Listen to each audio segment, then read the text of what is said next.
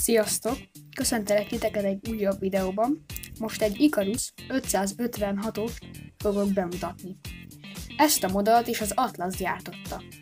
1965-től 1973-ig gyártották ezt a buszt. Az elővárosi változata az Icarus 557-es volt. Nézzük meg a modellt. Ha levesszük róla ezt a fedőt, akkor megláthatjuk előről. Előről gyönyörűen ki van dolgozva, a lámpa, illetve az Icarus felirat is szép. Fordítsuk meg.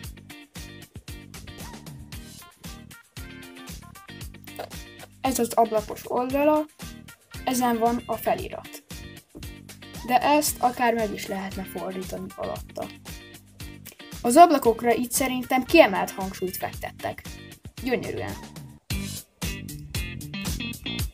Nézzük meg hátulról.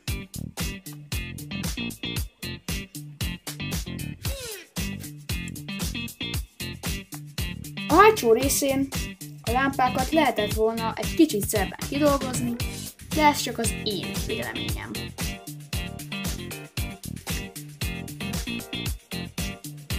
Ha rápillantunk ennek a busznak az ajtós felére, mindjárt meg is fordítom,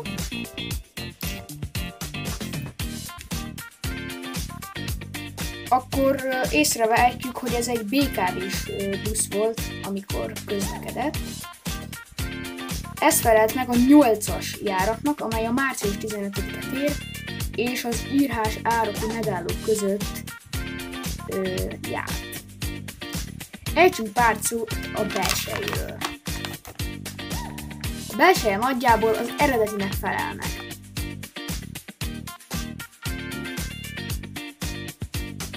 Ezt nem nagyon tudom most sajnos nektek megmutatni, de azért megpróbálom.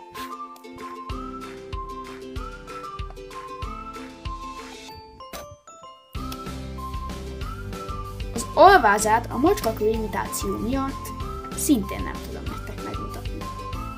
Pár szót még magáról a buszról. Ebből a fajta buszból készült a világ egyetlen emeletes Icarus MÁV-autós buszja, amelyet a BKV 1964-ben adott át. A busz Pécsen szolgált egészen 1976-ig.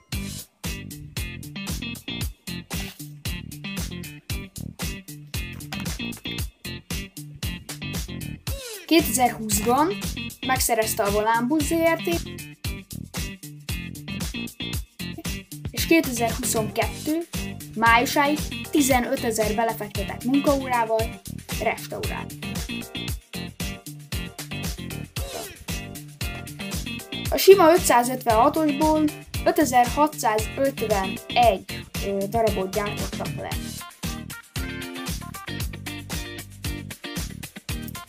Most nézzük meg a hozzájáró leírást.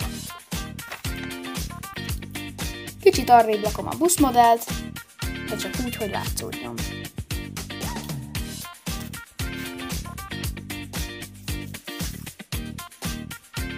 Itt a leírás.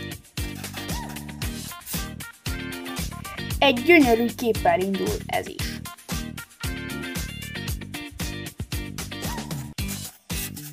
Nyissuk ki.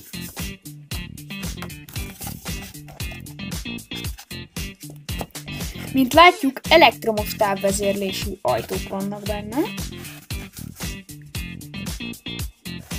Ezt itt láthatjuk.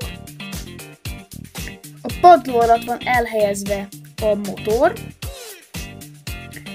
illetve szervó kormány van benne.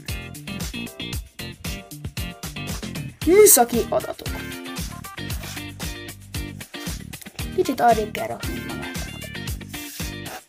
A műszaki adatok. A férőhelyek az ülőhelyekből 19-től 45-ig volt, állóhelyekből 100-tól 20-ig. Ez természetesen kiviteltől függően.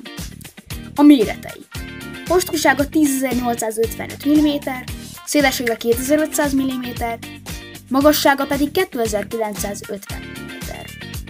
Tengelytávolság 5500 mm, padlómagasság pedig 900 mm. Nézzük meg a meghajtását. Tudni kell, hogy a null szériánál csepelmotorral történt a hajtás, viszont a folyamatos problémák miatt inkább a Raboman D2156 HM6U típusú 6 hengeres dízelmotort választották. A henger űrtartalma 10.350 köbcenti. Teljesítménye 192 lóerő. Nézzük meg a tömegét. A saját tömege 8200 kg. Az összes gördülő tömeg pedig 16.000 kg-ban van. Menetteljesítménye 63 km/óra. Lássuk a következő oldalt.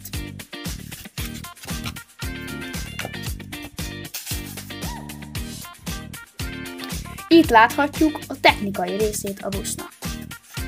Ha még egyet lapozunk,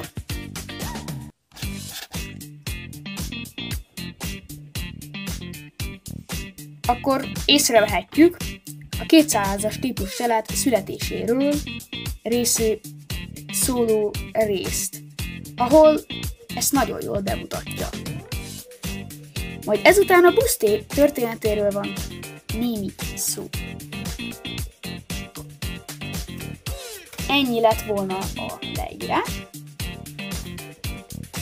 Még egy-két szót a buszról, amit a leírás is említ, hogy önhordó fenékváza van, illetve részemről még néhány vélemény. A feliratok, ugye a BKV-s, az Ikarus, akár ez az elején lévő március 15-év és írásárok közötti 8-as számú járat nagyon gyönyörűen van elkészítve.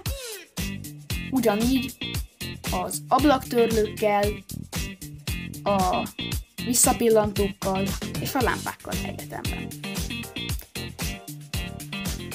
Az ajtós részéről egy pár szó.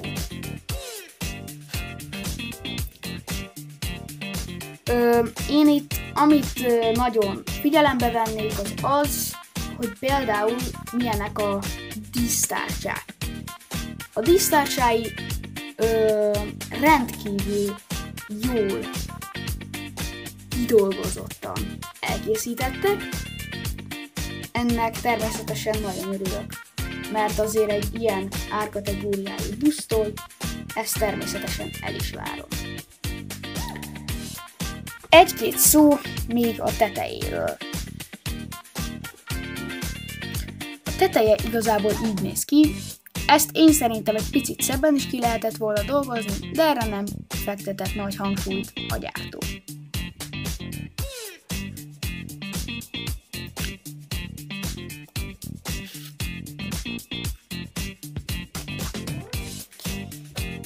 Még ami egy kicsit nekem zavaró, hogy 2 rendszámnak van hagyva hely, ami azért a valóságban sem annyira szép, és nem is létezett ilyen.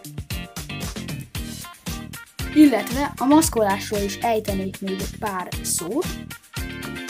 A maszkolása egészen szépen ki van dolgozva, de azért helyenként észre lehet rajta venni hibákat. Például itt egy kicsit látszik, a kamera nem adja vissza, de élőben egy picit látszik, hogy ugye a kékre lett ráfestve ez a szürke, és helyenként ilyen kis pöttyökbe átjut nekem a kék. Ez annyira nem szimpatikus, de elviselhető és elfogadható. A másik oldalán ott is van egy picike ilyen probléma, de ez még nem ront a modell teljesítményén. Igazából ezzel a képpel szeretnék tőletek pillanatokon belül elbúcsúzni.